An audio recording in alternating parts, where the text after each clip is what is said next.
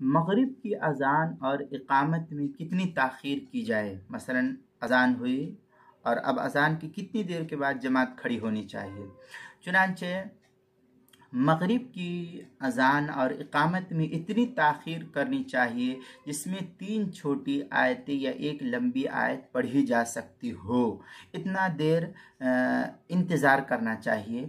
और आम तौर पर होता है कि मसाजिद से बाहर जो है क्या नाम है अज़ान दी जाती है, तो मुअज्जिन को आते आते इतना वक्त मिल जाता है जिसमें 3 छोटी आयत या एक लंबी आयत जो है पढ़ी जा सकती हो, इतना फ़ासला उमूमी तौर पर मिल जाता है।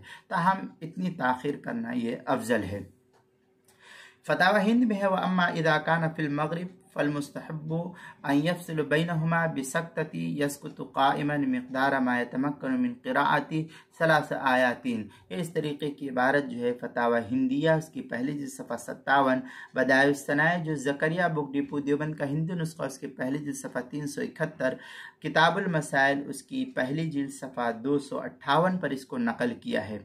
लेकिन अभी इस सिलसिले में ये जानना चाहिए कि रमज़ानुल मुबारक में नमाजियों की रियायत की वजह से आम तौर पर जो मसाजिद में होता है कि लोग रोज़ा रखते हैं, तो नमाजी अगर फ़ौरन अज़ान के बाद जमात खड़ी कर दी जाए तो नमाजियों का आना मुश्किल हो जाता है। इसलिए नमाजियों की रियायत की वजह से अगर मगरिब की अज़ान और इक़ामत में 10 से 12-15 मिनट का अगर फ़ासला हो, बक़द्र ज़रूरत अगर फ़स्ल कर लिया जाए तो इसमें कोई हरज नहीं है, इस तरीक़े से करने की इजाज़त है। चुनांचे इस इजाज़त को भी मुफ्तियान किराम ने नकल किया है, जैसा कि ये इजाज़त हज़रत मौलाना मुफ्ती सलमान साहब मंसूरपुरी दामत बरकातुहुम ने भी किताबुल मसाइल की पहली जिल्द सफ़ा 258 पर नकल किया है।